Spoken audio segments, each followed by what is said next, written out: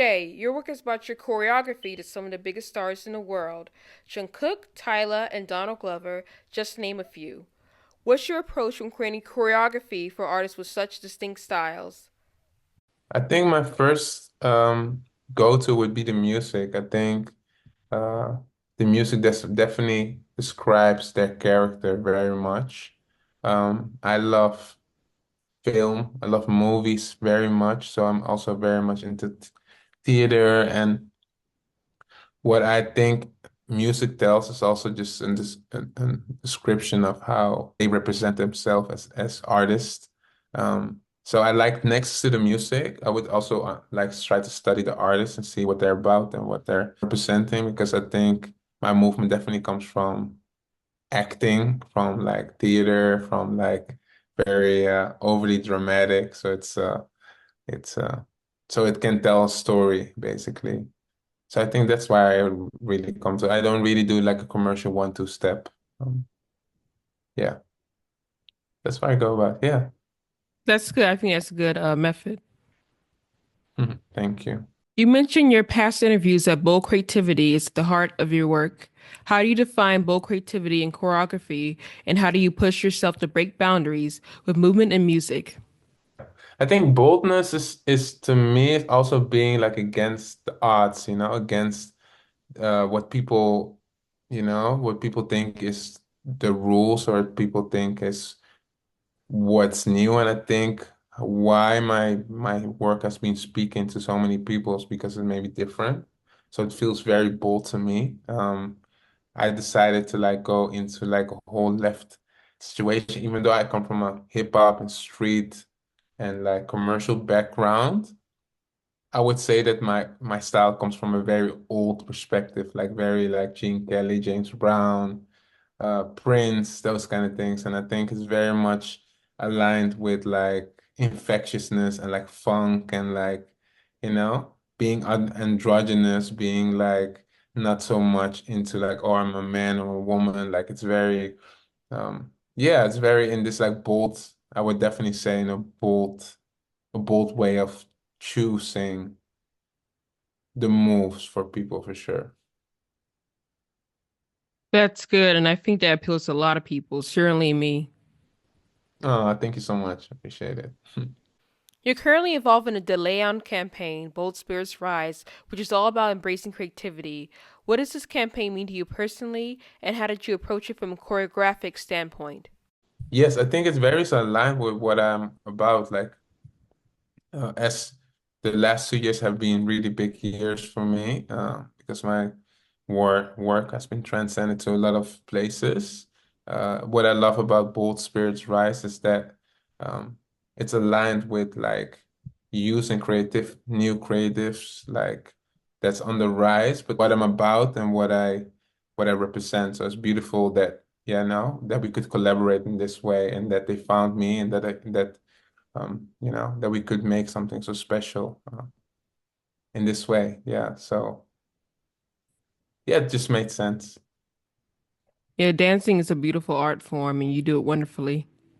Thank you. You're known for creating some viral choreography, like Jungkook's solo 7 performance. Can you walk us through your creative process when designing such high impact routines? What's the first step for you? No, so with Jungkook, uh, yeah, that was so the K-pop is a very interesting one. So there's a really small chance that you will actually go to Korea. So I never got to meet Jungkook. I don't know if I can tell this. I'm not sure if I can tell this about K-pop. But what I'm gonna tell you is about Jungle. What I'm gonna tell you is about Jungle is like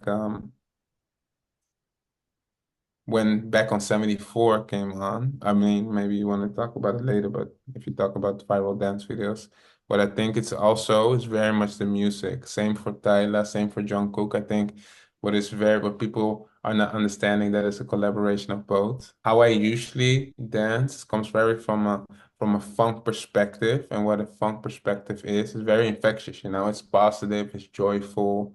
Um, and I like to lean on that. So with music as well, when I create to that, I try to find the joy and the first natural organic feeling for me in the music, and I feel that that naturally is infectious to other people. So I also come very much from I create from comedy. I create from like jokes. Like I don't create from like serious dancing, if that makes sense. I'm not really like fixated on too much lines and too much like making sure everybody's perfectly clean.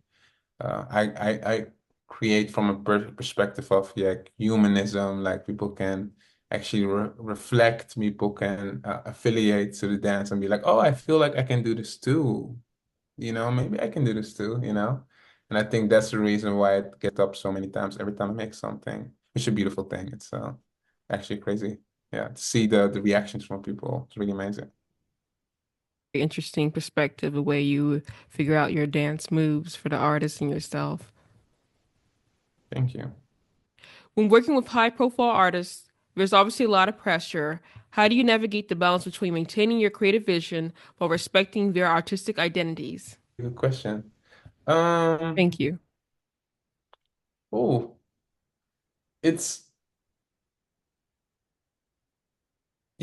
it's a tricky one. It's kind of like, yes, there's definitely pressure, but I also know that my best work comes from feeling relaxed and having a great time.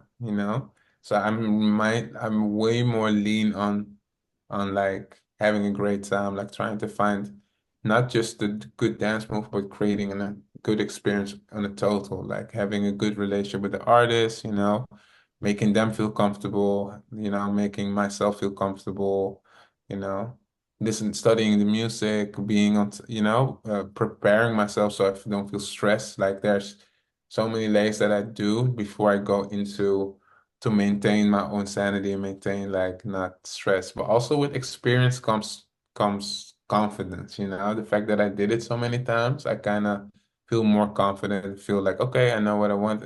If you don't like it, I can change it. I have the ability to like to mold it to where everyone is happy, I suppose. Um, yeah, so I think there's definitely a confidence in myself that I kind of need to carry coming from Amsterdam. It's not like LA, it's not New York, it's not like, you know what I mean? I come from a European city where all these places or people that I meet, probably to a lot of people feel very like unknown. Like I have no references for these things. So I kind of also had to go into these situations um, blindfolded and being just like, the only one, only my only enemy is myself, or feeling like insecure, not that I shouldn't be here. I think, yeah, I just had to trust myself, I suppose, and uh, knowing what I can deliver. And I think my work, as for what it has been, has definitely given me confidence and also trust from a lot of artists.